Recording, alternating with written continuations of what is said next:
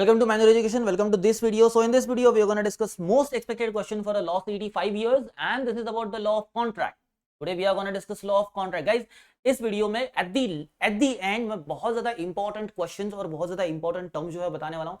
Don't skip this part of the video because यहाँ पे बहुत इंपॉर्टेंट डिस्कशन होने वाला है. बहुत सारे क्वेश्चंस, बहुत सारे लीगल प्रिंसिपल जो है वो कॉन्ट्रैक्ट में से आते हैं, तो इसके ऊपर अच्छे से फोकस करो, अच्छे से वीडियो को देखना, आपको बहुत सारी चीजें सीखने मिलेगी. Okay, so moving to the question now. Okay, before moving, here are some social media handles. You can follow us on Instagram. You can also join to the Facebook channel.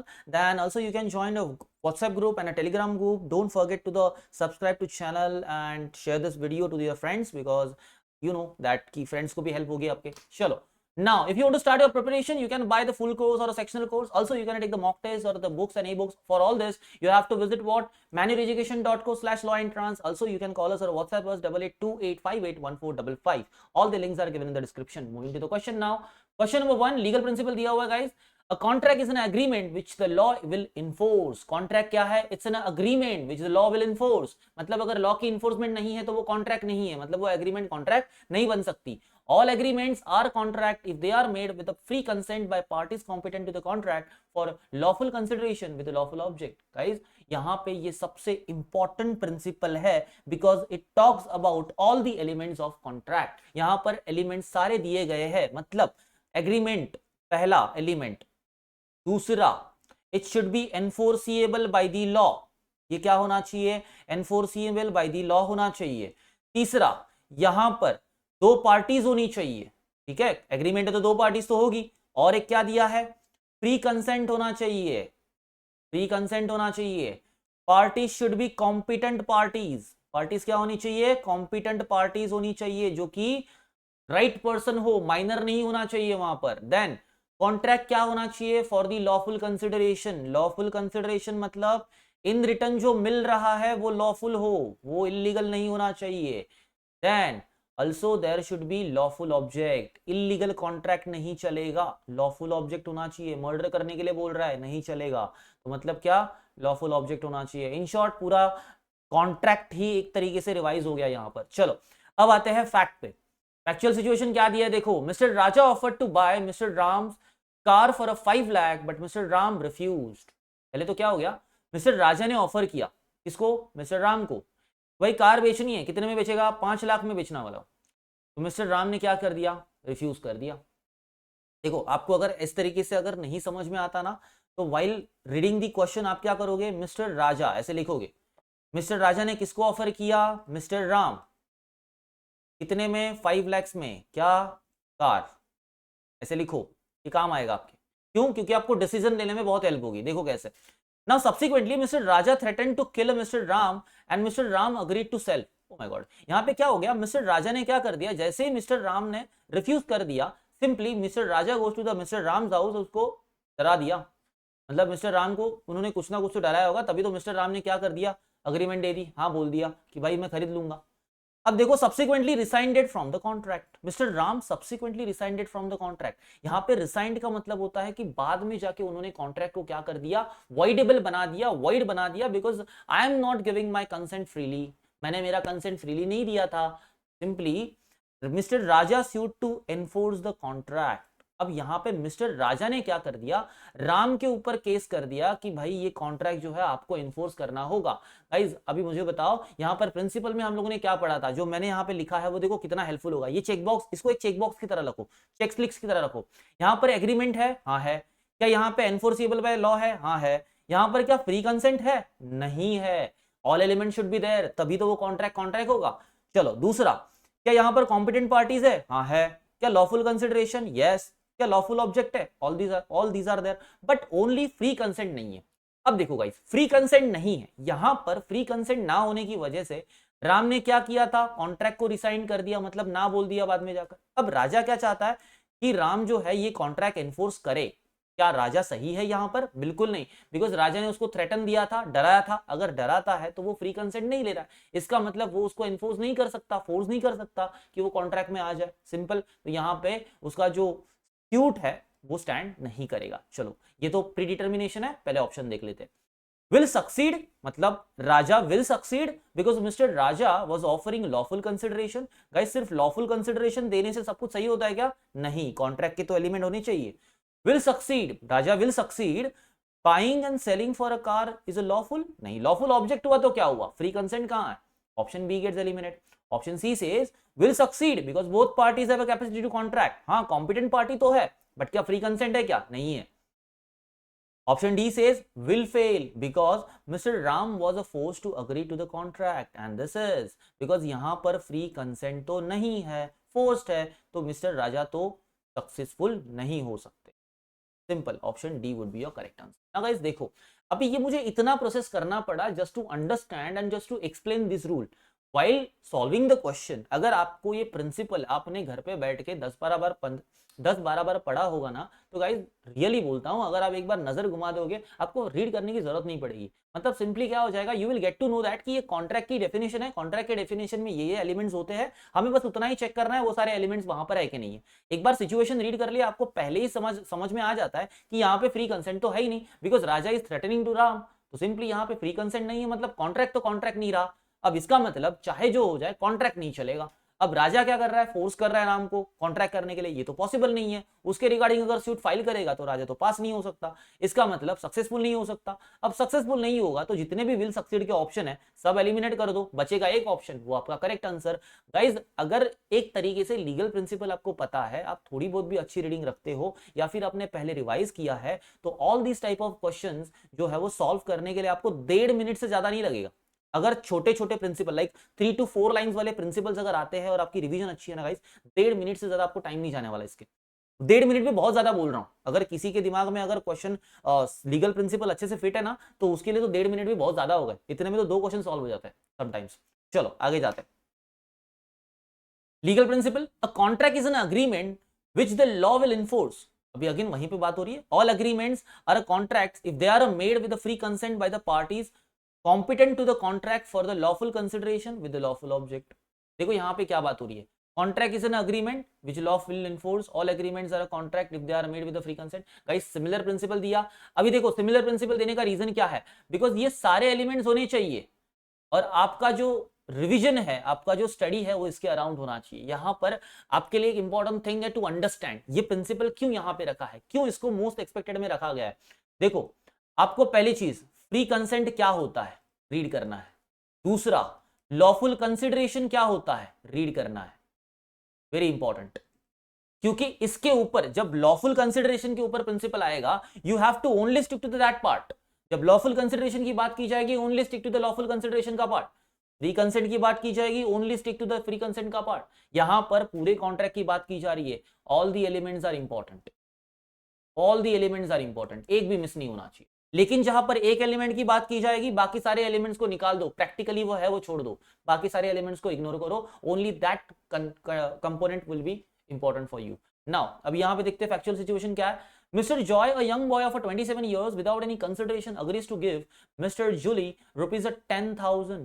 पे क्या बोला है, मिस्टर जॉय जो 27 years का बच्चा है वो क्या बोलता है, विदाउट एनी कंसिडरेशन उसने क्या कर दिया, मिसेस जोली को 10,000 रुपीज दे दिए। अब Mr Joy fails to fulfil his promise, मतलब यहां पर क्या हो रहा है, मिस्टर जॉय ने जो है ना कोई प्रॉमिस किया था वो तो फेल हो गया।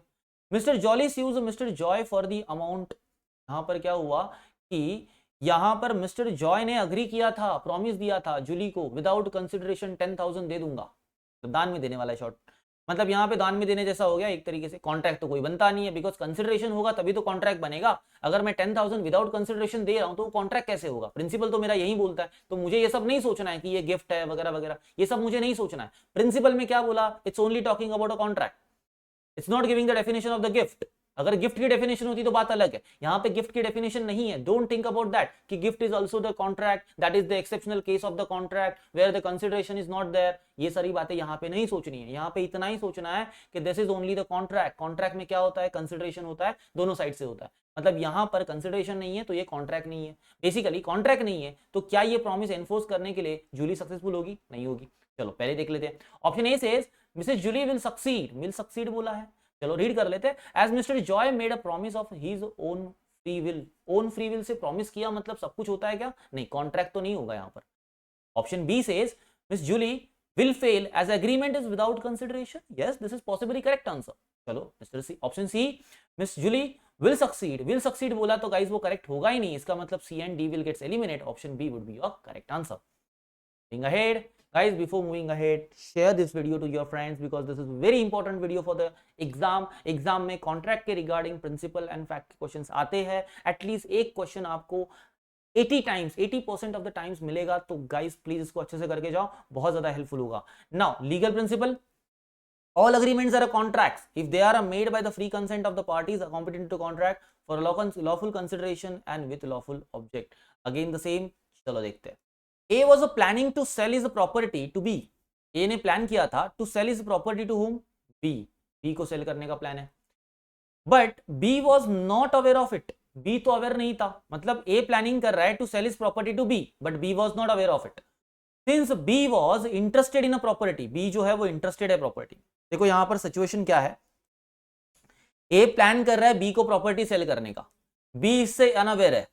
Since B was interested in the property, he threatened to harm the only child of A if A did not enter into an agreement to sell the property of a B. मतलब यहां पर A क्या कर रहा है, A को क्या हो रहा है, A का जो बच्चा है ना, समझो कोई भी हो सकता है, X पकड़ लो. अब ये जो बच्चे को है ना, B क्या कर रहा है, थ्रेटन कर रहा है. क्या थ्रेटन कर रहा है कि अगर ए जो है अग्रीमेंट नहीं करेगा, कॉन्ट्रैक्ट नहीं करेगा तो बच्चे को हार्म होगा. सिंपल. अब आगे जाते हैं. मतलब यहाँ पे फोर्सफुली उसका कंसेंट लिया जा रहा है. The price at which the agreement to sell was agreed upon was much more than the expectation of the A or a prevailing market price of the property. यहाँ पर क्या बोला गया है, the price at which the agreement to sell was agreed upon was much more than the expectation of a. यहाँ पर price जो है, जो अग्रीमेंट टू सेल के लिए है, was agreed upon was much more than expectation of a or a prevailing market price of the property. Once the agreement was signed, B got to know that A was anyway interested in selling the property to B and at the lower price. यहाँ पर बाद में B को realise होता है, मतलब B जो offer कर रहा है वो प्राइस और यहाँ पे A जो ऑफर करने वाला था वो प्राइस, इसमें बहुत डिफरेंस है. B हाई प्राइस ऑफर कर रहा है और A लो प्राइस ऑफर कर रहा है.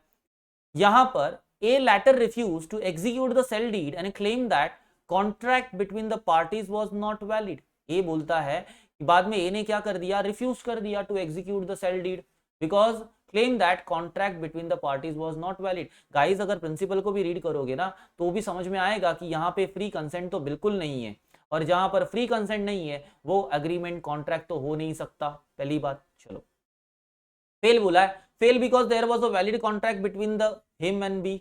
ये गलत है, फेल कैसे होगा फिर वैलिड कॉन्ट्रैक्ट हो तो. Succeed because consent of a for the agreement to sale was not free consent. This would be the correct answer. Option C says fail because in given fact circumstances even with free consent the same transaction would have taken place. A is even better placed because he is receiving a higher price. ये तो moral हो गया, ये कहाँ आएगा, principal से justified होना चाहिए. ऑप्शन डी से succeed because there is no lawful object in the contract. नहीं, ये भी गलत है. Option B is your correct answer. So 4, a person who is usually of unsound mind. Very important, unsound mind. Guys और एक बात यहाँ पे बतानी है, माइनर्स कॉन्ट्रैक्ट. माइनर्स कॉन्ट्रैक्ट जो होता है उसको एक बार पढ़ लेना. माइनर्स कॉन्ट्रैक्ट के प्रिंसिपल को अच्छे से, कंसेप्ट को अच्छे से पढ़ लो एंड वहां पर वो कॉन्ट्रैक्ट वॉइड होता है ये फिट कर लो अपने माइंड में. अगर ऐसा कोई प्रिंसिपल आपको दिखाई देता है, नीचे अगर माइनर के साथ कॉन्ट्रैक्ट किया गया है, डायरेक्टली आंसर को नीचे जाके मार्क कर दो कि भाई ये कॉन्ट्रैक्ट नहीं चल सकता, फेल होगा ही होगा. चलो आगे जाते हैं. But occasionally of a sound mind may make a contract when he is of sound mind. यहां पर ओकेजनल अनसाउंड माइंडेड पर्सन है जो कि अगर कॉन्ट्रैक्ट ओकेजन मतलब जब वो साउंड माइंड रहता है अगर वो तब करता है तो दैट इज लाइक यहां पर देखो, a person who is a usually unsound mind but occasionally of sound mind may make the contract. May make the contract बोला है, मतलब वो कॉन्ट्रैक्ट कर सकता है. कब कर सकता है, जब भी वो साउंड माइंडेड हो. अनसाउंडेड माइंडेड होगा तब नहीं करेगा. चलो फैक्चुअल सिचुएशन देखो क्या है. Mr. Jamal is a patient in lunatic asylum who experiences intervals of a sound mind. यहाँ पर वो asylum में है, lunatic asylum में, पागल खाने में है बेसिकली. तो मिस्टर जमाल जो है पेशेंट है, पागल है. अब इन शॉर्ट ये ओकेजनल पागल है, कभी कभी ये सही भी रहता है, साउंड माइंड रहता है. Jamal entered into contract during such a interval of a sound mind. Interval of a sound mind मतलब जब जमाल जो है वो साउंड माइंड में रहता है तभी उसने क्या कर दिया, basically he entered into the contract. Contract में एंटर कर लिया by principle. This is correct, ये सही है, कुछ गलत नहीं किया उसने. On having suffered losses, he challenged the validity of contract on the ground that he not only was mentally unsound but also lived in lunatic asylum. अब देखो वो क्या कर रहा है, मतलब दूसरी तरफ वो जब चैलेंज करता है वैलिडिटी ऑफ कॉन्ट्रैक्ट को, तो बात ये बोलता है कि मैं जब था लुनाटिक स्टेट में था तभी मैंने कॉन्ट्रैक्ट साइन नहीं किया था, तब मैं अनसाउंड माइंड था, मतलब मैं लुनाटिक स्टेज में था ही नहीं। लुनाटिक का मतलब क्या, कि वो पर्सन साउंड माइंड में हो, और अगर हम लोग अनसाउंड माइंड बोलते हैं तो वो लुनाटिक नहीं होगा, इन शॉर्ट। अब देखो यहां पर वो क्लेम करता है कि मैं अनसाउंड माइंड था, बट फैक्ट क्या बोलता है, फैक्ट तो ये है ना कि वो साइन कब किया था, जब भी वो साउंड माइंडेड था। अब इसका मतलब सिंपली ये कॉन्ट्रैक्ट जो वो जो बात बोल रहा है और जो चैलेंज कर रहा है वैलिडिटी ऑफ कॉन्ट्रैक्ट की, वो क्या होगी, वो तो वैलिड है ना, क्योंकि वो तो साउंड माइंड था, वैलिड कॉन्ट्रैक्ट है, वो उसको इनवैलिड तो बोल ही नहीं सकता, मतलब ही विल फेल। चलो अब देखते हैं, द कॉन्ट्रैक्ट इज वैलिड, हाँ basically contract is valid, contract is invalid, invalid तो नहीं होगा बिकॉज प्रिंसिपल बोलता है कि मे, मतलब वो कर सकता है। चलो the contract is voidable at the option of mister Jamal, नहीं, at the option of mister Jamal नहीं होगा, जो दूसरी पार्टी है ना उसके पास हो सकता है। Contract is avoidable eight the option of opposite party. Guys यहां पर एक छोटा सा कंफ्यूजन आपके लिए होगा कि क्या यहां पर मुझे ऑप्शन डी करेक्ट बोलना है कि ऑप्शन ए करेक्ट बोलना है, पहले क्वेश्चन तो ये दिमाग में आएगा आपके। अब पहले ये समझो, यहां पर उसने चैलेंज किया, he challenge the validity of contract on a ground that, मतलब यहां पर केस करने वाला कौन है, ये खुद ये पेटिशनर है, सामने डिफेंडेंट बैठा हुआ है। अब डिफेंडेंट जो है वो डिफेंडेंट तो क्लेम करना ही नहीं चाहता, उसे फर्क ही नहीं पड़ता अग्रीमेंट वैलिड है कि इनवैलिड है, वो तो हाँ बोल रहा है सीधे सीधे, मतलब उसको तो इस चीज से फर्क ही नहीं पड़ेगा। Why he gonna do that contract voidable, वो नहीं करेगा, तो सिंपली ये ऑप्शन तो वैसे भी एलिमिनेट होता है, चैलेंज जिसने किया उसके पास ऑप्शन होता है चॉइस करने के लिए, तो option A would be your correct answer, all gets eliminate, simple question. Legal principle. An agreement is a void to the extent that it restricts absolutely a party from enforcing his contractual right. Guys देखो यहां पर ध्यान दो, this is contractual right, this is not a legal right, not a fundamental right.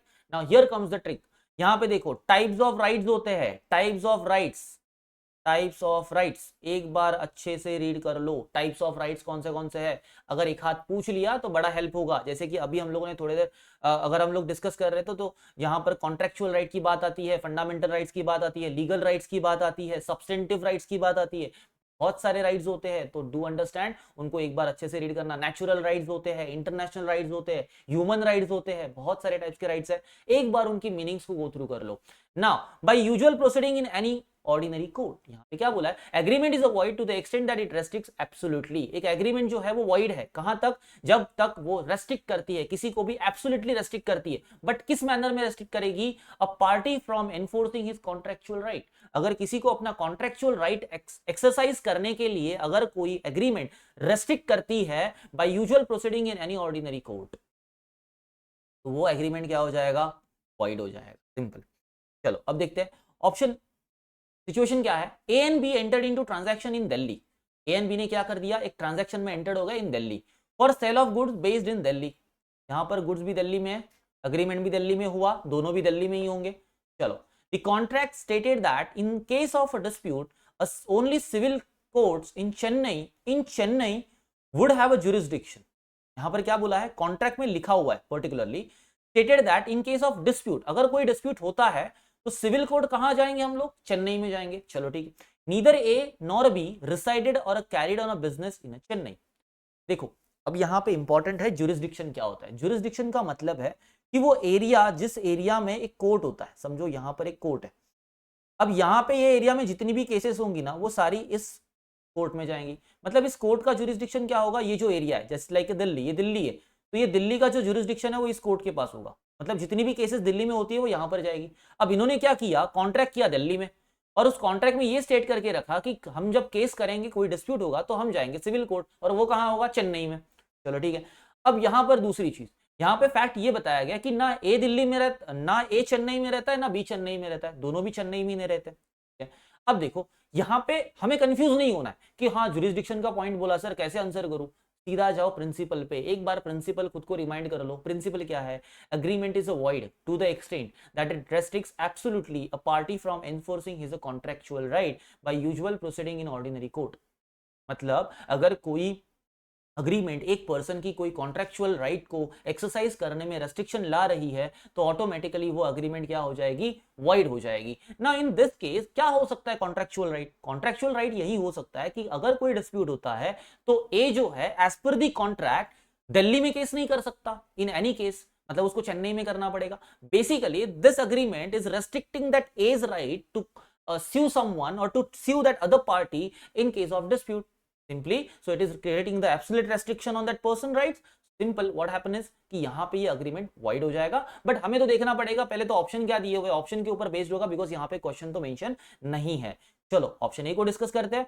The contract is void since it's oust jurisdiction of the competent court। यहां पे बोला है oust, oust मतलब निकाल लेना, नहीं करने देता, एक्सरसाइज नहीं करने देता, किसको, jurisdiction of competent court, मतलब उस competent court का जो jurisdiction है ना वो खत्म कर रहा है। चलो ठीक है, बात तो सही है बट प्रिंसिपल से रिलेटेड नहीं है क्योंकि jurisdiction का तो प्रिंसिपल नहीं है। चलो option B, the contract is void since the consent of the court is required before entering into such a contract। नहीं, यहाँ पे कंसेंट ऑफ द कोर्ट की बात कहां से आती है, ये तो सारी बातें मतलब प्रैक्टिकल बातें हो गई, ये प्रिंसिपल से रिलेटेड नहीं है, इसको भी हम लोग को इग्नोर करना पड़ेगा। चलो ऑप्शन सी में डिस्कस करते हैं। The contract is valid since it is still an Indian code that has a jurisdiction. अभी देखो यहाँ पे बोला है वैसे तो कॉन्ट्रैक्ट तो वैलिड है, क्यों, क्योंकि all the code both the codes are what, Indian code, तो सही है, क्या गलत है। चलो ठीक है, option D says the contract is valid since Chennai courts have expertise with respect to the contractual matters। अब देखो यहाँ पे चेन्नई कोर्ट एक्सपर्टाइज है कि नहीं है ये हम तो डिसाइड कर नहीं सकते, तो ये भी एलिमिनेट हो जाएगा।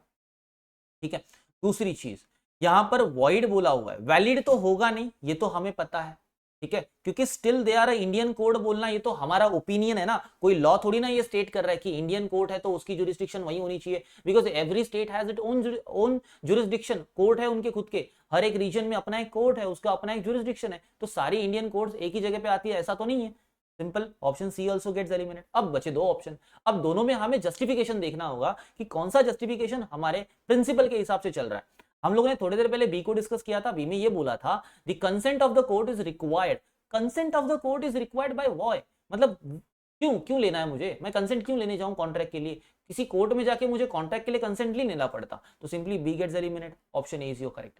गाइस अब डू अंडरस्टैंड, ये भी बात है कि ज्यूरिसडिक्शन का प्रिंसिपल नहीं था, फिर सर ये करेक्ट कैसे हुआ, this is called as close to the correct answer, close to the correct answer, it seems that it is incorrect, yes it is incorrect but it is close to the correct because of that indirect idea of the principle। indirect idea of the principle का मतलब क्या होता है, यहां पर contractual right की बात की गई है, कॉन्ट्रेक्चुअल राइट के बाद में एक राइट ये भी आता है कि आप जो है सामने वाले के ऊपर केस कर सकते हो, सूट फाइल कर सकते हो, that is also the contractual right in case of dispute. अगर आप केस करोगे तो वो भी आपका कॉन्ट्रेक्चुअल राइट बन जाएगा, वो तो बाय डिफॉल्ट राइट होता है। अब उस बाय डिफॉल्ट राइट के अंदर जो है ज्यूरिसडिक्शन की बात आ जाती है, अब वो ज्यूरिसडिक्शन की बात आ गई, मतलब ये प्रिंसिपल इनडायरेक्टली किससे रिलेटेड है, ज्यूरिसडिक्शन से भी रिलेटेड है because of the factual situation, and that is the answer कि आपका ऑप्शन ए जो है वो करेक्ट आंसर हो जाए। So these are the very important questions और very important principle and type of the question। यार यहाँ पे गाइस यहाँ पे याद रखो कि यहाँ पर ना प्रिंसिपल इंपॉर्टेंस नहीं है, यहाँ पे इंपॉर्टेंट है टाइप्स ऑफ द क्वेश्चंस, जिस तरीके से क्वेश्चंस को फ्रेम किया गया है और जिस तरीके से टर्निंग लाइक ट्विस्ट दिया गया है प्रिंसिपल्स एंड फैक्ट्स में, वो इंपॉर्टेंट है। तो इस टाइप के क्वेश्चंस को समझना और इस टाइप के क्वेश्चंस को आंसर करना इज मतलब बहुत ज्यादा इंपॉर्टेंट है और बहुत ज्यादा ट्विस्टी भी है, तो उसको समझना is very important, that is the reason ये मोस्ट एक्सपेक्टेड क्वेश्चंस थे। Now apart from all these questions यहाँ पे और भी कुछ बातें हैं जो आपके लिए इंपॉर्टेंट होगा। देखो पहली चीज, आपको फ्रॉड का कंसेप्ट जो है वो रीड करना है, फ्रॉड का कंसेप्ट को 20 से 25 बार रीड कर लो, मतलब थॉरली सिर्फ रीड ही कर लो, बस उन वर्ड्स को उन टर्मिनोलॉजीज के अपनी टंग पे बैठा लो, वेरी इंपॉर्टेंट। दूसरा, मिसरिप्रेजेंटेशन का जो डेफिनेशन दिया हुआ है उसको रीड कर लो, सेम 20-25 बार रीड कर लो, ज्यादा टाइम नहीं लगता, 20-25 मिनट लगते इतनों को रीड करने के लिए। देन थर्ड वन, मिस्टेक में दो मिस्टेक है, एक है मिस्टेक ऑफ द फैक्ट, दूसरा है mistake of the law, thoroughly याद होना चाहिए, दोनों भी थॉरली याद होना चाहिए बाय वर्ड, क्यों, क्योंकि दोनों भी प्रिंसिपल के साथ फैक्ट के अनुसार आते हैं, फैक्ट के लिए आते हैं और बहुत ही ज्यादा इजी होते हैं, but just because of without knowing the principle हम उसको रीड करने में नहीं जाते और फंस जाते हैं, तो ऐसा मत करो, रीड कर लो, बहुत हेल्प करेगा। अपार्ट फ्रॉम ऑल दिस, ये जो तीन हो गए, ये तीन तो इंपॉर्टेंट है, आपको करने ही है, बट अदर देन दैट जितनी भी कॉम्पिटेंट जितनी भी कंपोनेंट्स है कॉन्ट्रैक्ट के, जो कॉन्ट्रैक्ट के डेफिनेशन में आते हैं, वो तो आपको करने ही होंगे। बाकी जो एडवांस लेवल की जो डेफिनेशंस है, एडवांस लेवल की प्रोसेस जो है, जैसे कि बेलर का है, प्लेजी का है, तो वो सब करने मत जाना। ऑल दीज आर लाइक वो ज्यादा एडवांस्ड है और इतने इन डेप्थ में आपको क्वेश्चंस नहीं आएंगे। तो आई विल रिकमेंड यू कि भाई प्लेज वगैरह को पढ़ लो, बट इतना भी उसके इन डेप्थ मत जाना कि उसमें रिसर्च करना शुरू कर दो। टाइम वेस्ट मत करो, इतना टाइम है नहीं आपके पास। तो सिंपल जो इंपॉर्टेंट है उसके ऊपर ज्यादा फोकस करो, उसके रिगार्डिंग क्वेश्चन जो है उनको डिस्कस करो और सॉल्व करो। That will help you much more, जो कि आपको क्वेश्चन को सॉल्व करने में बहुत हेल्प करेगा। So this much of the most important questions of the contract. So you have to practice this type of question. You have to all that जो concept मैंने बताई है उनको revise करो. That will help you to solve the questions. Okay. Thank you for giving your time and thank you for watching this video. Don't forget to subscribe the channel, share this video, like this video and comment below if there is any query. Thank you so much. We'll meet in the next video.